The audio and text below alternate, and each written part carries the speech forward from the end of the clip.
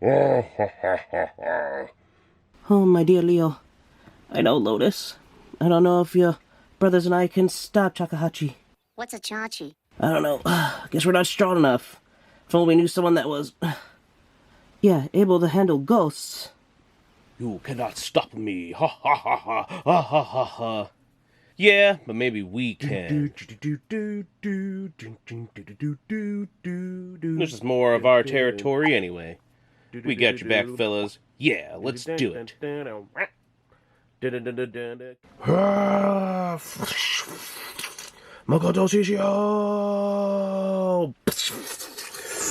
No.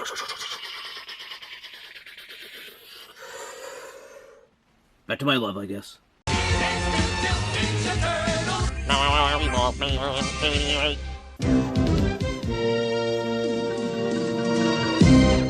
Lotus Blossom. Chakahachi from Japan that temporarily replaced the Shredder.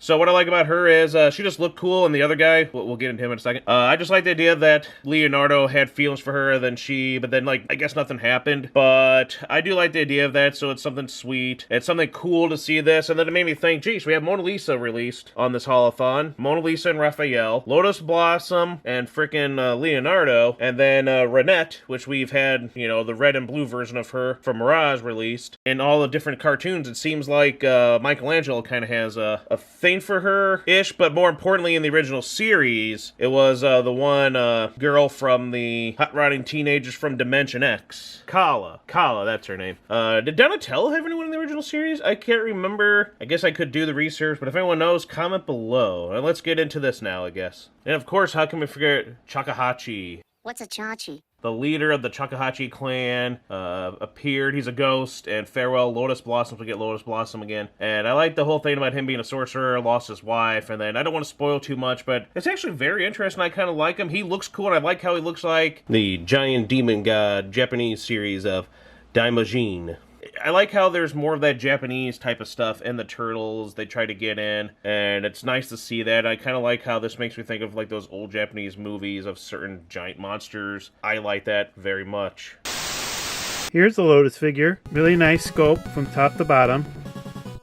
I may not particularly know a whole lot about this character, but from what I know, they did a good job of sculpting her just like the show, and really good design. Got a good articulation, as most of their type of figures do. When the joints are bent, they do look nice. So even though it's got multiple joints to make the elbow and everything bend, it's not too noticeable, and it looks pretty clean, especially on this figure in particular. So that's always a really nice thing to have. That doesn't mean that some of the joints aren't hard to move. Like, for example, this one's a little harder to bend. That doesn't necessarily mean like all the figures are, or all versions of her is. Just this particular one is a little harder to bend, and I don't want to push it too hard and break her. Not saying you necessarily will, but I'm not going to personally risk it. Just to show you how she bends. She is able to do the splits, and as I said, even though you're bending her this much, for the most part, you really can't see a whole lot of the joints too much. I mean, obviously,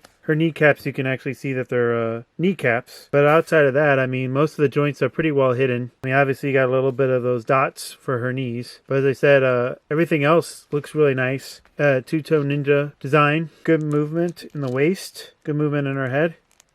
Good movement in the head. Woo, woo, woo, woo, woo. She is able to stand up on her own, so there's no major problems with that. As I said, her joints are pretty sturdy, so that helps towards it. And that's a pretty good thing because she only has one peg hole in her foot. Here's her other head. It looks pretty nice. The only thing is, when I first tried to take off her first head, it pulled off her neck and not her head off the neck. So I don't know. It was really hard to try to get it off. Maybe you'll have a better chance when you get your own. But for me, I just ripped off neck by accident. But right now, without it, her neck, it looks really good. Looks like she's completely concealed. But obviously, I'd like her to have her neck, because otherwise her head would just fall off. Last thing I would want to do is break her. So, I mean, if you want to take off her neck, I guess you can. But I was trying to take off her head, so that's kind of annoying. because as I said, she is a good figure and I like to keep her. So as of right now, I'm just going to leave her normal head on. It's a shame because this is a good sculpt on the head, and it would be nice to be able to do more than just one head. Otherwise, the second head is kind of completely useless. But out of the, if I had to choose one or the other, obviously I'd like to see her face. Otherwise, she would look like just any other ninja. So she comes with 2 additional sets of hands. 2 are designed just to hold weapons. The other 2 are more for smaller stuff, like her flower. Here's her holding her bow and arrow. There is a real string on it, and I believe it can really launch the arrows. But I haven't found necessarily a good way for her to hold the string taut enough to actually do it, but not let go. But it is really cool how the arrow works, because it can actually fit in on the string like a real bow and arrow should. So that's really cool. They didn't have to add that extra thing of detail. It's a very small connection, so that means it is something that can break. But glad they put that extra bit of detail in it. Here's her sword and sheath connected to her back. This is the front view. This is the back. At first I didn't even notice that there was a way to connect the sword to her back, because her hair does a really good job of hiding it. So if you want it to be a little more discreet, keep a regular head. Of course, that really limits her head movements by a lot, but there's only so much I could do since I had trouble getting off this head and putting on another one. Sword is really nice. It fits snugly. It fits perfectly in her hand, but it fits super snugly in the sword sheath. So I had a little bit of trouble getting it in, but it does fit nicely in there. And unless you're foolish, you shouldn't have to break it to get it in there, but it is a slight tight fit. So just keep that in mind. See, here's her holding her lotus flower. It does fit nice and snugly in the hands that can hold it, but the only thing is the lotus flower stem is very soft, so when you go to slide it in, you got to be a little careful not to break it, but it will fit very snugly, so that's always a good thing. She won't drop it once you do get it in there, but I wouldn't force it in there, so be careful and do it slowly. We now return to Teenage Mutant Ninja Turtles. So here's Chakahachi. What's a chachi? He looks really nice. Obviously more of one of those bulkier characters. He's kind of more of a ghostly character, but despite that, the only thing that makes him really ghostly would be his skin tones. Other than that, he just looks like a regularly sculpted, cool character. I like how he has the ominous eyes where there's no pupils. He looks really angry, which is understandable based on his backstory. As I said, pretty nice sculpt. Good detail from top to bottom. Got those sandals. Pretty good articulation. Let's go check that out. So his arms bend, just like the way Lotus's knees would bend. So you can put them in different positions because of that. Because you can have it bend at different points, depending on how you want him to move, or should I say position. As usual with these kind of characters, good head movement. Excluding his arms, most joints are pretty well hidden. Obviously you can see a little bit back on the backside of his legs, but outside of that you really can't see the joints themselves. So good movement. You can have him spin his foot backwards, so it's on a ball joint, so you can move it forward, move it back, spin it side to side. So that's nice, makes it a little easier for him to pose. His little shoulder pad or arm pad, I guess, or whatever, wiggles. It's designed to be like that, so it's on a hinge joint. That is, I guess so, depends on which way you position him. It won't break when you go to move him around. So it's made of a hard plastic. So he looks pretty well armored from top to bottom. Do like his face and hairstyle, so really good head sculpt. You can wiggle this. I don't know why you want to, but you can. So here's his swords and his sheaths on him. Now they do slide in these little plastic slots, or loops I should say. They're tight. I'm not too worried necessarily about breaking the little slots you put them in, or chains or loops, but I'm more worried about the paint jobs chafing off, because I don't think the plastic's originally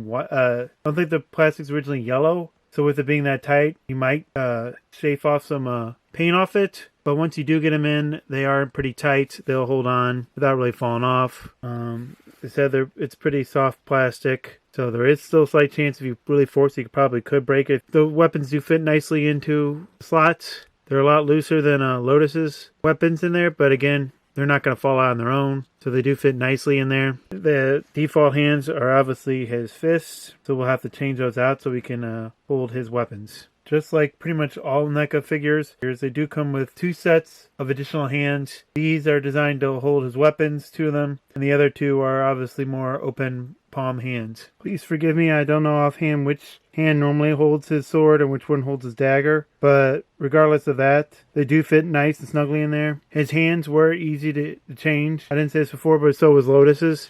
So you shouldn't have any fear about breaking the hands or anything, taking them on and off. So that is nice. He holds them snugly. You can put them in a nice pose and the weapons will not fall off. No matter how hard you try, the weapons will not fall off on their own. It'll be more likely for you to knock his hands off than it would be to take his weapons out. You can feel confident in taking on and off his hands. Tougher to get his weapons in his hands. That's most of the NECA figures I've experienced so far. The weapons hold on very, very snugly. So here's his open palm hands. He looks like he's out to try to grab you or capture you. Obviously that would also make it easier to put something large in his hands to hold up a character on their own. So that's nice. His feet are strong enough to hold up on their own without a stand. Despite my soft table. His feet do have 2 peg holes, so that way if you do want to put him on a stand, you can have him put either foot in a peg hole or both of them if you feel like you need to. So that's nice as an option. Even though he doesn't come with an extra head, Chakahachi does come with different weapons, including these ghostly fiery attacks. So here's one where it looks like it's summoning from his arm to his hand and right at you. There's also ones you can set into his hand. Here's a small little flame looking one. Or you can have him like go Super Saiyan, like fiery ghosty ball. From that, you can either imagine it growing into this or a whole different attack. So that's nice. So you have different weapons to choose from. The one that comes from the palm of his hand, I found it best to take off his hand. That way it's easier to slip around his wrist and then put his hand back in. So that's what I recommend to do. So his weapons are really cool. They're neat. Really good detail. I don't necessarily feel like it's necessary to have another head. I do like the option of different weapons. His really angry or saddened face does work very well with him, so does not necessarily need it for another head. Obviously more options the better, but they went with the more options of weapons, which is still a really nice touch, and the weapons are transparent to a certain degree, so that is always a nice touch to put into such a figure. They could have just gone with a solid plastic, but they opted for something more translucent, which is always nice. So lastly, there's one accessory. I'm not exactly sure which character it goes to. To me, it kind of looks like one of those old vacuum cleaners. I'm assuming it's maybe some kind of device to find someone. And why I say that is because it looks like underneath you can see it looks like a nose, which looks like it's designed to sniff. So if it was designed to find her and sniff her, that could be it. Or it might be designed to find this ghostly Chakahachi. What's a chachi? And stop him. Regardless to which character goes to, we'll just talk about it just by itself right now. It does have really nice details on it. So as of right now, I don't see anyone able to hold it out of this 2 figure set. But it does look nice, and I do like the little nose on it. Find that really interesting. So I'm assuming it's from the episode that they're both in. Comment below if you know which scene it's from. We now return to the real Ghostbusters.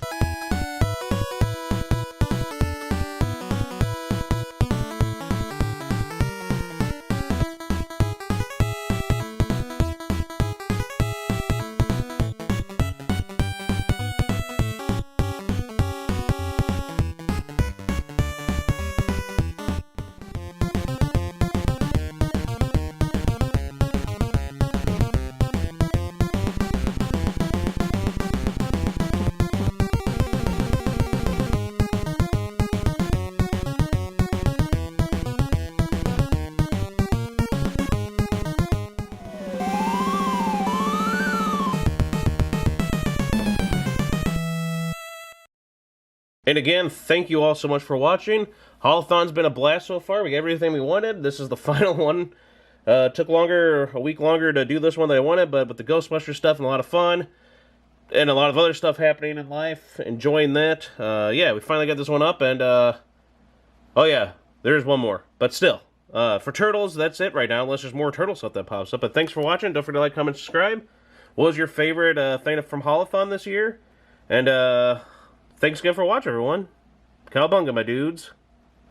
I'm really liking how they're doing more of the Japanese kind of characters, more of the theme here. Going to all these type of characters in general. It's pretty neat seeing these. Lotus Blossom, another female to get in the series for figures. I like maybe they can do another series, maybe bring her back, and I like these kind of reimaginings, redone on styles of her, and just more of the females there because, yeah, they can be ninjas too. This is pretty cool. Stay gnarly, everyone.